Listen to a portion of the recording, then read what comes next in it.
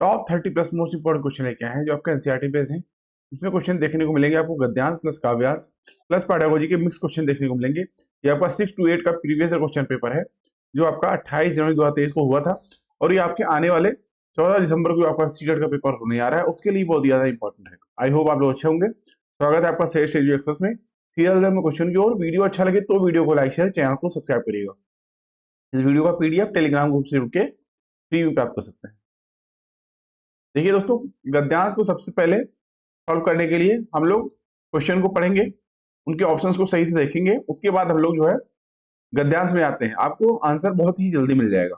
ठीक है, पहला क्वेश्चन देखिए क्या कह रहा है। गिजू भाई ने संपूर्ण चिंतन एवं लेखन के केंद्र में कौन है? गिजू भाई के संपूर्ण चिंतन एवं लेखन के केंद्र में कौन है? तो इस क्वेश्चन के लिए आपका सी ऑप्शन करेक्ट होगा, बच्चे। ठीक है, बच्चों की बात यहाँ पे की गई है। ठीक है, केंद्र में कौन है? बच्चे हैं। अगला क्वेश्चन, गिजू भाई के अनुसार माता पिता को किसकी जानकारी होनी चाहिए? गिजू भाई के अनुसार माता पिता को किसकी जानकारी होनी जरूरी है? इस क्वेश्चन के लिए आपका ए ऑप्शन राइट होगा, पाठशाला की शिक्षण नीति। ठीक है, ए ऑप्शन आपका राइट होगा। ठीक है, अगला क्वेश्चन, गिजू भाई ने बालक के शिक्षण से पूर्व किसके शिक्षण को आवश्यक माना है? इस क्वेश्चन के लिए आपका बी ऑप्शन राइट होगा, बालकों के माता पिता का। ठीक है, गिजू भाई ने बालक के शिक्षण से पूर्व बालकों के माता पिता के शिक्षण को आवश्यक माना है। अगला क्वेश्चन, प्रस्तुत गद्यांश के अनुसार बाल शिक्षण का महत्वपूर्ण पक्ष कौन सा है? सी ऑप्शन आपका राइट होगा, बच्चों की क्रियाशीलता। ठीक है, अगला क्वेश्चन, बच्चों की शिक्षा के संदर्भ में गिजू भाई अभिभावकों को क्या सुझाव देते हैं? इस क्वेश्चन के आपका डी ऑप्शन राइट होगा, बच्चों को स्वयं काम करने देना चाहिए। ठीक है,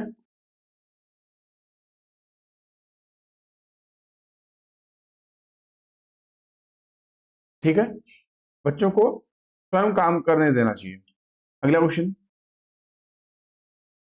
गद्यांश की विषय वस्तु के आधार पर कहा जा सकता है कि गिजू भाई,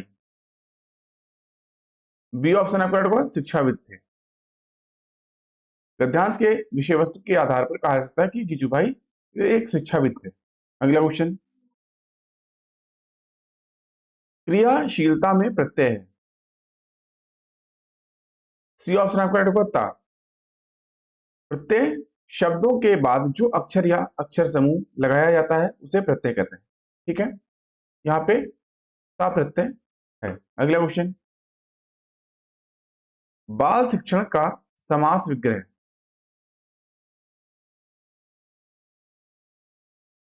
इस क्वेश्चन के लिए आपका ए ऑप्शन राइट होगा, बालक का शिक्षण। बाल शिक्षण का समास विग्रह बालक का शिक्षण है या संबंध तत्पुरुष है? कौन सा? संबंध तत्पुरुष।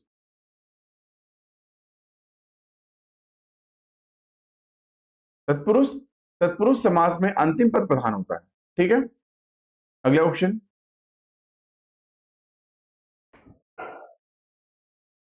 किस शब्द में ता प्रत्यय लगाकर नया सार्थक शब्द बनेगा? इस क्वेश्चन के लिए आपका डी ऑप्शन राइट होगा, स्वतंत्र। स्वतंत्र में ता शब्द लगा के स्वतंत्रता बन जाएगा। अगला क्वेश्चन, काव्यांश आ जाता है यानी पद्यांश। अपनी रीढ़, क्वेश्चन क्या है, अपनी रीढ़ सीधी रखने वालों की कौन सी विशेषता मुखरित है?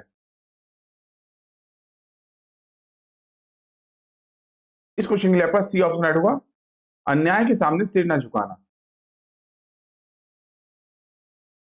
ठीक है, अगला क्वेश्चन, रीढ़ सीधी रखने से क्या अभिप्राय है? इस क्वेश्चन के लिए आपका बी ऑप्शन राइट होगा, आत्मसम्मानी होना।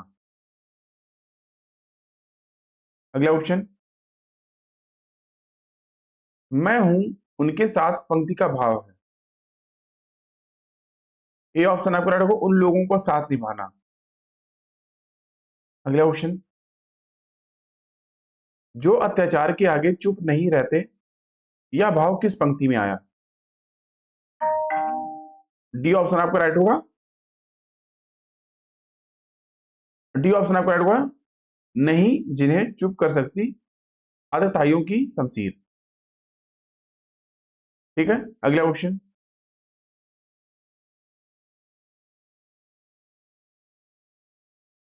शमशीर का अर्थ है, इस क्वेश्चन के लिए आपका ए ऑप्शन राइट होगा, तलवार। ठीक है, शमशीर का अर्थ है तलवार। अगला क्वेश्चन,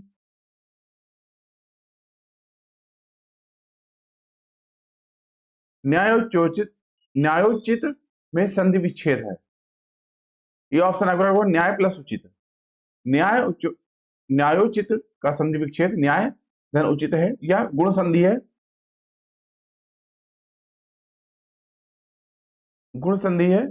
गुण संधि यदि आ या बड़ा आ के बाद ई या बड़ी ई आए तो उ या बड़ा उ और री आए तो दोनों मिलकर क्रमशः ए आए ओ ए ओ और अर हो जाते हैं। ठीक है, ये आपका गुण संधि है, ये ऑप्शन राइट होगा। अगला क्वेश्चन, यदि किसी शिक्षार्थी लक्ष्य भाषा के संदर्भ में कम अभिज्ञ है तो इस स्थिति में व्याकरण शिक्षण का क्या तरीका होना चाहिए? डी ऑप्शन आपका राइट होगा। यदि शिक्षार्थी लक्ष्य भाषा के संदर्भ में कम अभिज्ञ है तो इस स्थिति में व्याकरण शिक्षण अंतः क्रियात्मक और शिक्षार्थी केंद्रित होना चाहिए। अगला क्वेश्चन,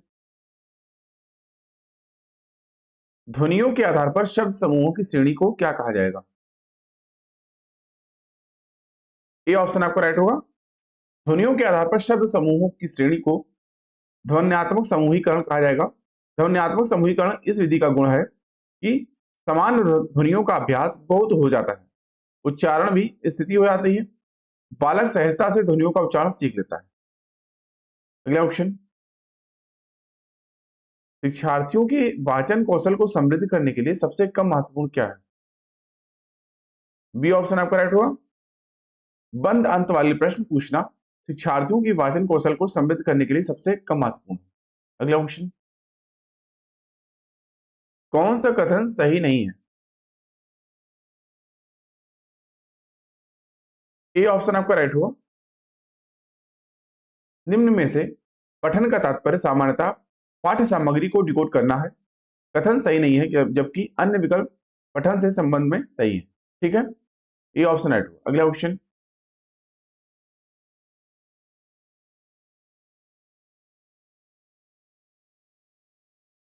कौन सी गतिविधि जीवन की वास्तविक स्थितियों में भाषा के प्रयोग में अधिक सहायता नहीं करेगी? ए ऑप्शन आपका राइट होगा। श्यामपट्ट से नकल करने की गतिविधि जीवन की वास्तविक स्थितियों में भाषा के प्रयोग में अधिक सहायता नहीं करेगी जबकि अन्य सभी गतिविधियां जीवन की वास्तविक स्थितियों में भाषा के प्रयोग में अधिक सहायता करेंगी। अगला क्वेश्चन, एक उत्साही अध्यापक किसी एक पारंपरिक कक्षा में भाषा कौशलों के विकास में शिक्षार्थियों की मदद कैसे कर सकती है? सी ऑप्शन आपका राइट होगा। एक उत्साही अध्यापिका स्वयं निर्मित सामग्री के माध्यम से अतिरिक्त सूचनाएं देकर किसी एक पारंपरिक कक्षा में भाषा कौशलों के विकास में शिक्षार्थियों की मदद कर सकती है। अगला क्वेश्चन, लेखन विचारणीय रूप से जटिल चिंतन प्रक्रिया है, हालांकि अच्छे लेखन के लिए किसकी जरूरत नहीं है? इस क्वेश्चन के लिए आपका डी ऑप्शन राइट होगा। प्रक्रिया की अनदेखी करना, केवल स्वरूप पर ध्यान देना अच्छे लेखन के लिए जरूरी नहीं है। अगला क्वेश्चन, कौन सा कथन सही नहीं है?